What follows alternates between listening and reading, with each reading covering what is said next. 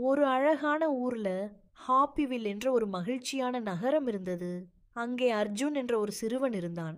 அவனுக்கு chips, burger, candy போன்ற junk உணவுகள் தான் மிகவும் பிடிக்கும். அம்மா கொடுத்த பழங்களை அவன் எப்போதும் யக் என்று சொல்லி தள்ளி விடுவான். ஒரு நாள் அவன் நண்பர்களுடன் விளையாடிக் கொண்டிருந்தான். ஆனால் சீக்கிரமே அவன் மிகவும் சோர்வாகி விட்டான். மற்ற குழந்தைகள் எல்லாம் ஓடி விளையாடினார்கள். அவன் மட்டும் அமைதியாக உட்கார்ந்தான். அன்றிரவு அர்ஜுன் ஒரு விசித்திரமான கனவு கண்டான். அவன் முன் திடீரென ஒளி மின்னியது. அந்த ஒளியிலிருந்து 3 சூப்பர் ஹீரோக்கள் தோன்றினார்கள். ஒரு ஆப்பிள், ஒரு வாழைப்பழம், ஒரு ஆரஞ்சு. வணக்கம் அர்ஜுன் என்று அவர்கள் சிரித்துக்கொண்டே சொன்னார்கள். நாங்கள் பழ ஹீரோக்கள். வாழைப்பழம் சொன்னது, நான் உனக்கு சக்தி தருவேன். நீ வேகமாக ஓடவும் விளையாடவும் முடியும்.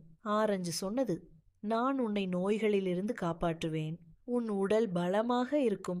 ஆப்பிள் சொன்னது, நாங்கள் தினமும் உனக்கு ஆரோக்கியம் தருவோம்.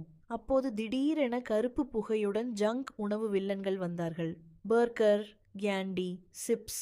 அவர்கள் கோபமாக சிரித்தார்கள். எங்களை சாப்பிடு, நீ எப்போதும் சோர்வாக இருப்பாய் என்று அவர்கள் சொன்னார்கள். பழ ஹீரோக்கள் தைரியமாக முன்னே நின்றார்கள்.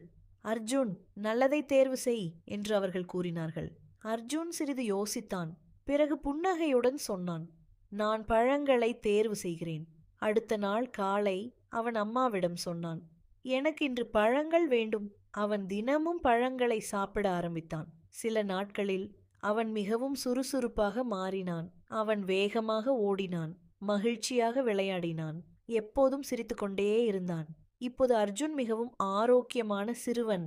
குழந்தைகளே, நீங்கள் கூட தினமும் பழங்கள் சாப்பிடுங்கள். பலமாகவும் ஆரோக்கியமாக